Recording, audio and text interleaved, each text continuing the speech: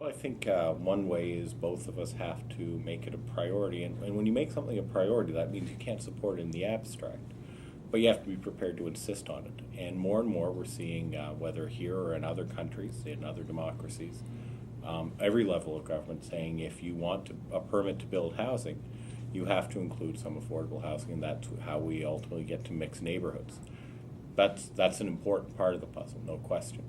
One can certainly look at all the usual range of economic incentives.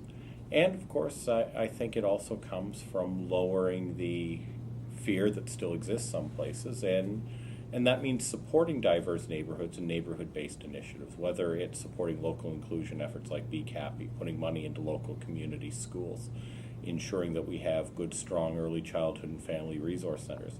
All of these sorts of things, as well as the leadership that comes from faith-based communities, are some of the ways in which we can intervene to make a diverse neighborhood a plus. And if government does its job well in providing those services, then I think you will gradually see that not in my backyard attitude dwindle and wither away. I can tell you that. I can tell you that down the road, if we simply let kids in poorer families grow up in neighborhoods without everything from support to role models, we'll lose their talent and their ability in an economy where we need them. And ultimately, there won't be people to attract the jobs that will employ your kids or pay the taxes that will pay for your pension. I can give you that speech, and it's important.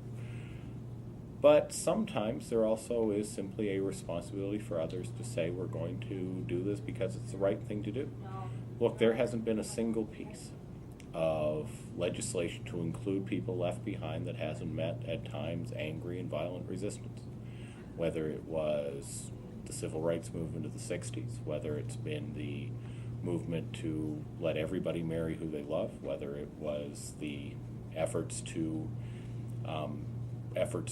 bring about equal opportunity in New Brunswick. You know, the idea that we should pay taxes to make sure that we can actually have a decent social assistance regime in Neguac. There was a time when people in Fredericton fought tooth and nail against that.